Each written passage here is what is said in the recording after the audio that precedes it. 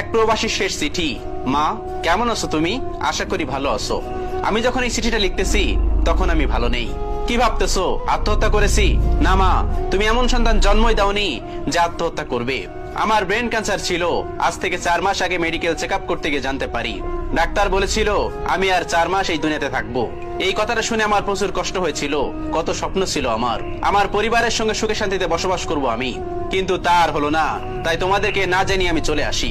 ভেবেছিলাম জীবনের শেষ 4 মাস আমি আমার পরিবারের সঙ্গে হাসিমুখে কাটিয়ে দেব, কিন্তু বিশ্বাস করো মা, আমি যদি জানতাম আমি দেশে আসাতে তোমরা এতটা অসুখী, কোনোদিন আমি দেশে আসতাম না।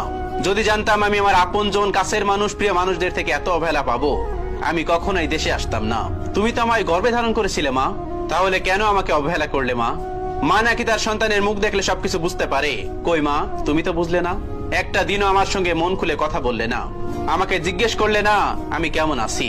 জানো মা, তোমার হাতে খাবার খাওয়া আমার অনেক ইচ্ছা ছিল, কিন্তু তোমার ওই 3 মাসে একদিনও আমার সঙ্গে বসে খাবার খাও নাই।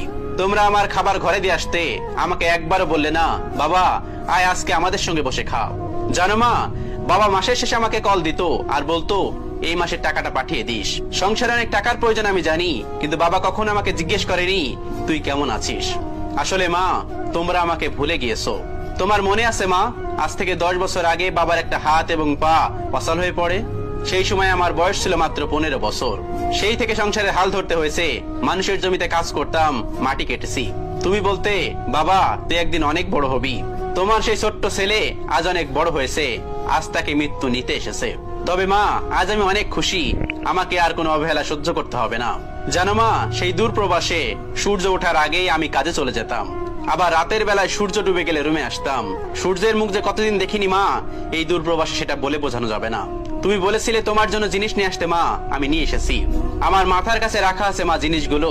আমার অনেক ইচ্ছা ছিল আমি নিজ হাতে তোমাকে জিনিসগুলো পরিয়ে দেব, কিন্তু সব ইচ্ছে পূরণ হয় না মা। বড় আপু, তুই না জিজ্ঞেস করেছিলি কি করেছি তোদের জন্য? তোর তো ভুলে যাওয়ার কথা না আপু, দুলাভাই যখন নতুন ব্যবসা শুরু করবে আমার কাছ থেকে ধার হিসাবে 5 লক্ষ টাকা নিয়েছিলি। বলেছিলি কিছুদিন পর আমার সেই টাকাটা দিয়ে দিবি। কই আপু, সেই টাকাটা একদিনও তো আমি তোদের কাছে চাইনি। আপু, আমি দুলাভাইয়ের জন্য ল্যাপটপ এনেছি, শুধু আমি দেখতে চেয়েছিলাম আমার পরিবারের কাছে আমার কতটা মূল্য। দুলাভাইয়ের ল্যাপটপ আমার আলমারিতে রাখা আছে। আমার দাফন শেষ করে নিয়ে যাস, তোর ছোট ভাইয়ের পক্ষ থেকে শেষ উপহার। ছোট ভাই, তুই যখন বললি আমি তোদের জন্য কি করেছি, তখন আমি শুধু বাবার দিকে চেয়েছিলাম। ভেবেছিলাম বাবা হয়তো কিছু বলবে, কিন্তু বলে নাই। তুই জানতে চেয়েছিলি না আমি কি করেছি তোদের জন্য? তবে শোন, তোর বয়সে আমি মাটি কেটেছি, লোকের জমিতে কাজ করেছি, তোদের মুখে ভাত তুলে দেওয়ার জন্য প্রবাসে আমি একটা ভালো কাপড় পরি নাই। যখন ভালো একটা জিনিস আমার পছন্দ হতো তখন আমি ভাবতাম এইগুলোতে আমি কি করব, আমার ছোট ভাইয়ের জন্য টাকা পাঠিয়ে দেই, পরে হয়তো আমি এগুলো কিনে নেব। তুই আমার কাছে আইফোন চেয়েছিলি না ভাইয়া, তোর জন্য আইফোন এনেছি, আমার বালিশের নিচে রাখা আছে। আমার লাশটা যখন বাইরে নিয়ে যাবে তখন তুই ফোনটা নিয়ে যাস আমার প্রিয় ভাই। বাবা, প্রথমে সালাম নিবেন, আপনাকে আমার কিছু বলার নেই। আপনি তো জানেন আমাদের পরিবার আগে কেমন ছিল আর এখন কেমন হয়েছে। মনে আছে বাবা, আমি আরো 2 বছর আগে দেশে আসতে চেয়েছিলাম, আপনি বলেছিলেন আর 2 বছর পরে আসতে। এখন তো 2 বছর পূর্ণ হয়েছে, তবে কেন এমন করলেন আমার সাথে? মা জিজ্ঞেস করেছিল আপনার জন্য কি নিয়ে আসছি। আমি এনেছি বাবা আপনার পছন্দের সোনালী কালারের ঘড়ি।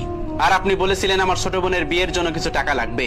আমার কাছে টাকা নেই, তবে আমার জমানো 5 লক্ষ টাকা ছিল, সেই 5 লক্ষ টাকা তুলে আমি আলমারিতে রেখে দিয়েছি। আশা করি এই টাকাটা দিয়ে আমার ছোট বোনের বিয়ে দিতে পারবেন। ও আর একটা কথা, আমাদের তো অনেক লেনা দেনা, আমাকে মাফ করবেন।